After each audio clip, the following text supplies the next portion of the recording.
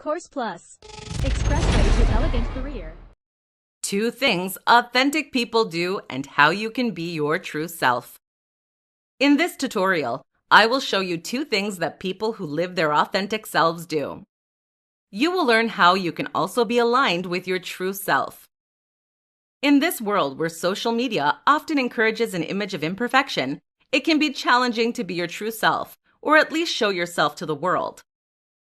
While those who live an authentic life tend to be happier and have more success in life, it is by far more difficult to do than it seems. The following 2 recommendations will help you live a life where you can be your true self. The first suggestion is the following. Learn to accept yourself. It is something that we often hear, but what does it mean in practical ways? Accepting yourself is being able to look at yourself in the mirror and see who you truly are. Your true self is simply the self that is not trying to please others or being perfect. Your true self is the part of you that is enough and authentic. To accept yourself, you have to start by recognizing the good in you. List 5 things that you love about yourself. If you can't find 5 things, ask people who are close to you to list what they love about you.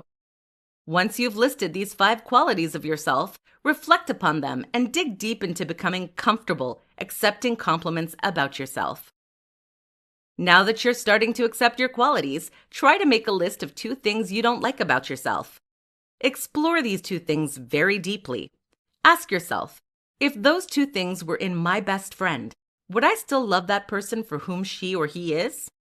If so, why is it so hard to accept those things in me? What if it was acceptable for me not to be perfect? How would life look? Choose to let go of the need to be perfect. Do you have to be perfect to be loved? What if loving yourself meant that it was merely accepting yourself for who you are, flaws and all? Learn to listen to yourself. One of the biggest mistakes we make growing up is losing a sense of self. We stop listening to ourselves and start paying attention to what others think of us. After years of trying to please others, we completely forget who we are and what we want. It is possible to come back to listening to yourself by starting to build boundaries. Boundaries mean that you place yourself as a priority to ensure that you don't lose yourself in relationships with others. That said, a boundary could be to say no when you don't feel like doing something. It could also be not to develop a relationship with individuals who seem to want to change you or always require you to do something for them.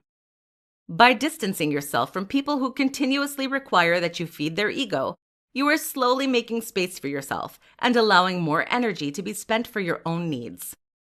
Once you've created that space, it will be easier to understand your needs and listen to what you want in life. Listening to yourself can be difficult at first because we don't always know what we want or what we need. A great way to approach it is to seek what you see in your external world. For example, if you feel like you need attention from others, it could mean that you simply need to give yourself more attention. On the other hand, if you get annoyed by people who don't meet your expectations, it could be a sign that you feel you're not meeting your own expectations. Debbie Ford once said, "The world mirrors yourself back to you.